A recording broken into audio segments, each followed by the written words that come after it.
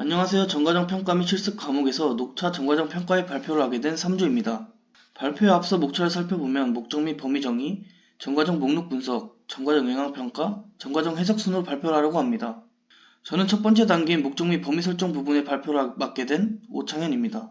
먼저 본 연구의 목적은 정과정 평가 수행을 통해 녹차 재배에서 사용, 폐기에 이르기까지 녹차의 정과정에서 발생하는 환경 영향을 정량적인 수치로 평가하는 것입니다. 이를 토대로 개선해야 할 필요성이 있는 핫스팟을 규명하고 녹차 제품의 환경 성적 표지 인증을 위한 제품 범주 규칙을 구축하는 것입니다. 본 연구의 대상 청중은 정부기관의 농업 및 환경 담당자와 녹차 농업 종사자와 환경 관련 연구자, 그리고 식품 산업체의 개발 및 상품 기획, 마케팅 품질 생산 담당자입니다. 더불어 환경에 관심이 있는 기타 이해 관계자가 대상이 될 수 있습니다. 본 연구의 수행 결과는 녹차 제품의 전과정에 대한 환경 영향을 분석하고 주요 요인을 파악하여 개선 사항을 도출하는 데 이용합니다. 나아가서는 친환경 농식품을 개발하기 위한 참고 자료를 활용하고 국내 농업 환경 정책 수립과 지속 가능한 농업 시스템 구축을 위한 참고 자료로 활용하고자 합니다. 본 연구의 대상 제품은 식용 및 식품 제조의 원료로 사용되는 녹차입니다. 녹차 한 잔 섭취 시에 소비되는 녹차 및 물의 양은 소비자의 취향과 차의 종류에 따라 다릅니다. 따라서 본 연구에서는 이를 기준화하기 위하여 한국차문화협회에서 차 마시는 방법으로 제시하고 있는 찻잎 2g과 물 200ml가 포함하는 차 한 잔을 기능 단위로 설정하였습니다. 대상 제품의 시스템 경계는 찻잎을 재배하는 녹차 재배 단계, 1차 가공 단계, 포장재 생산 단계, 수송 단계, 2차 가공 및 포장 단계, 유통 단계, 사용 단계, 폐기 처리하는 단계를 포함합니다. 할당 단계에서는 녹차 재배와 1차 가공에서 발생하는 부산물은 미미하거나 발생하지 않아 할당을 수행하지 않았습니다. 영양 범주 및 영양 평가 방법론 단계에서는 환경 영향 범주를 참고하여 본 연구에서는 표에 나타난 6대 영향 범주를 선정하였으며 환경부 산하 한국환경산업기술원에서 개발한 영양평가 방법론을 적용하였습니다. 본 연구에서 고려하는 데이터 범주는 제품 전과정에서 사용되는 투입물과 산출물이며 연구에서 사용된 각 전과정 단계별 데이터 범주는 화면의 표와 같습니다.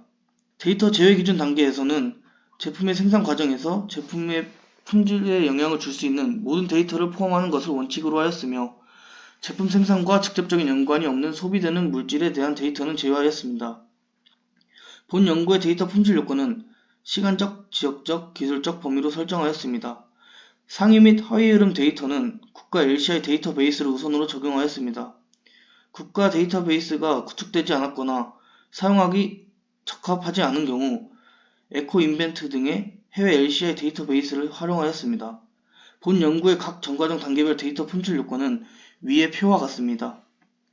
본 연구 수행에 있어 전과정 단계에 공통적으로 적용한 과정 및 제한사항은 화면의 좌측에 있는 표와 같고 각 전과정 단계별 과정 및 제한사항은 우측의 표와 같습니다.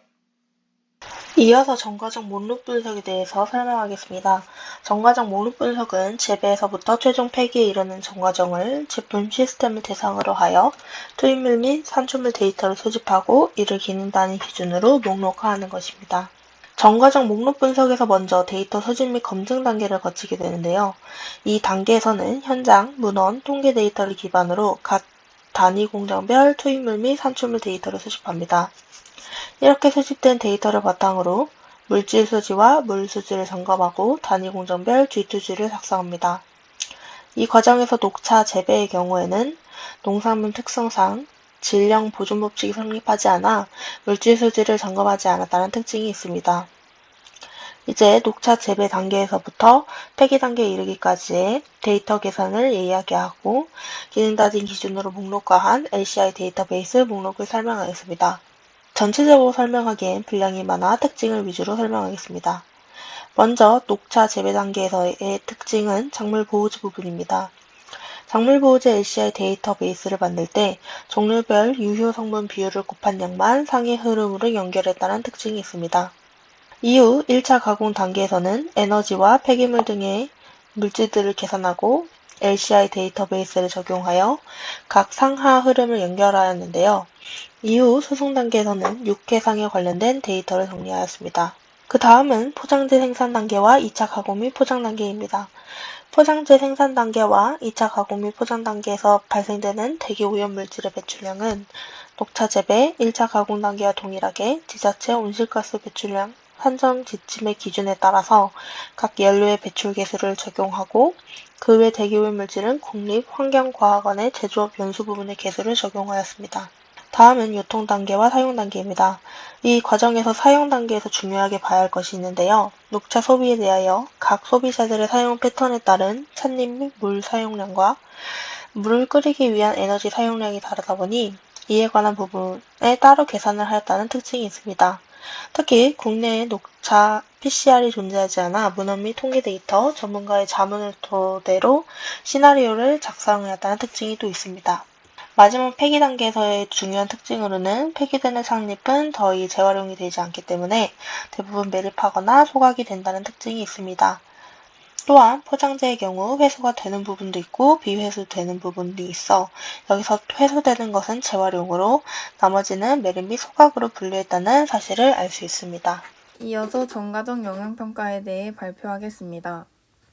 전과적 영향평가 단계는 목록 분석의 결과로 산출된 전과적 목록을 바탕으로 투입물 및 산출물의 환경 영향을 정량적으로 계산하는 단계입니다.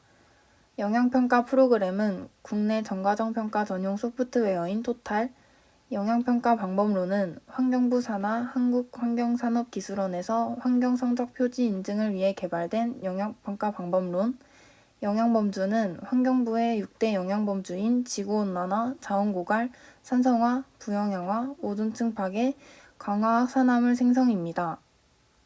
영향평가의 단계는 분류화, 특성화, 정규화, 가중화로 나뉩니다.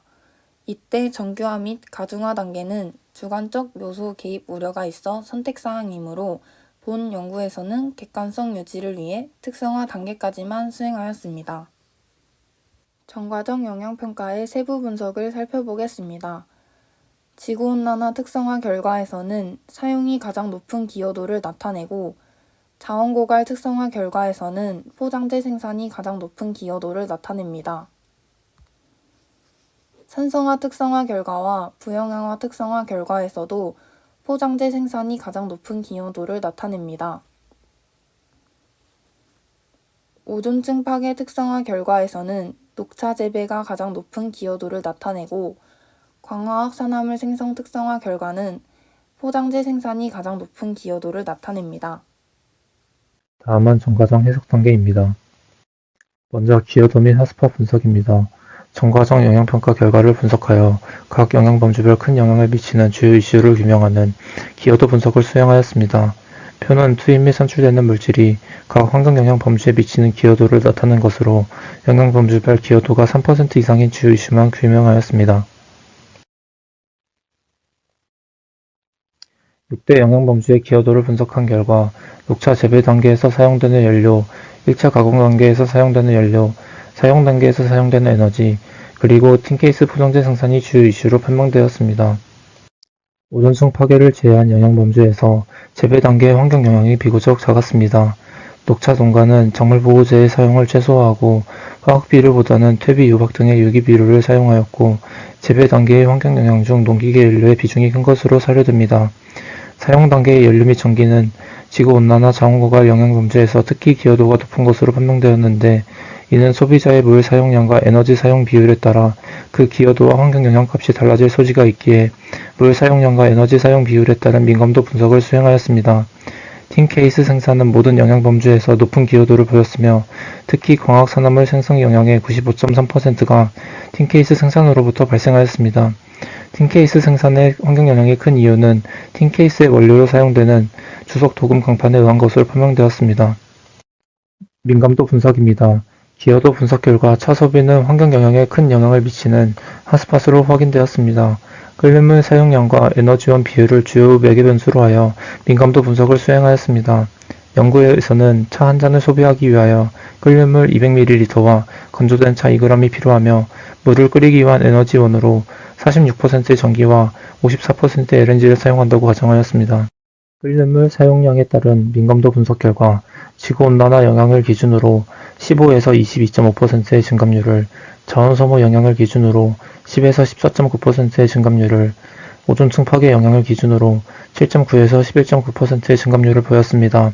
즉 끓는 사용량은 환경 영향에 매우 민감하게 적용함을 알 수 있습니다. 에너지원 비율에 따른 민감도 분석 결과 지구온난화 영향을 기준으로 3.6%에서 4.2%의 증감률을, 자원 소모 영향을 기준으로 2.7에서 3.2%의 증감률을, 오존층 파괴 영향을 기준으로 마이너스 15.9에서 13.5%의 증감률을 보였습니다. 즉 사용 단계에서의 에너지원의 비율은 환경 영향에 민감하게 적용함을 알 수 있습니다. 결론입니다. 본 연구는 정과정 평가 방법론을 활용하여 녹차 한 잔의 환경 영향을 평가하고 영향 평가 결과를 분석하여 환경 영향에 큰 영향을 미치는 주요 이슈를 규명하는 기여도 분석을 수행하였습니다. 또한 기여도 분석 결과를 참고하여 사용 단계에 가정한 연료 사용 비율과 물 사용량이 영향 평가 결과에 미치는 효과를 분석하였습니다. 녹차 한 잔의 정과정 단계별 환경 영향 기여도를 분석한 결과 지구 온난화와 저온 고갈 영향 범주에서는 사용 단계, 포장재 생산 단계, 1차 가공 단계의 영향이 큰 것으로 분석되었습니다. 그리고 산성화와 부영양화, 광학 산화물 생성 영향 범주에서는 포장재 생산 단계가, 오존층 파괴 영향 범주에서는 녹차 재배가 주요 이슈 단계로 판명되었습니다. 주요 이슈로 규명한 단계들의 주요 환경 영향 공정 및 물질을 분석한 결과 녹차 재배 단계는 농기계 연료로 사용하는 경유 및 휘발유, 포장재 생산 단계는 틴케이스, 1차 가공 단계는 등유 및 LPG, 사용 단계는 물을 끓이기 위한 에너지인 전기와 LNG가 핫스팟으로 판명되었습니다. 사용 단계에서의 에너지 사용이 핫스팟으로 판명됨에 따라 설정한 가정사항이 연구 결과에 큰 영향을 미칠 수 있어 끓는 물 사용량과 에너지원 비율을 매개 변수로 하여 민감도 분석을 수행하였습니다. 끓는 물의 양을 100에서 350ml로 설정하여 GWP 값의 차이를 분석한 결과 15에서 22.5%의 증감률을 보여 끓는 물의 사용량이 연구 결과에 매우 민감하게 적용함을 확인하였습니다. 또한 전기와 LNG 사용 비율에 따른 민감도 분석 결과 전기 비율이 증가함에 따라 GWP와 ADP 값은 증가하고 그 외의 영향의 값은 감소하였으며 ODP 값을 기준으로 약 마이너스 15.9에서 13.5%의 증감률을 보였습니다. 즉 에너지원의 비율이 환경 영향에 민감하게 작용함을 확인할 수 있었습니다. 이상으로 3주의 발표를 들어주셔서 감사합니다.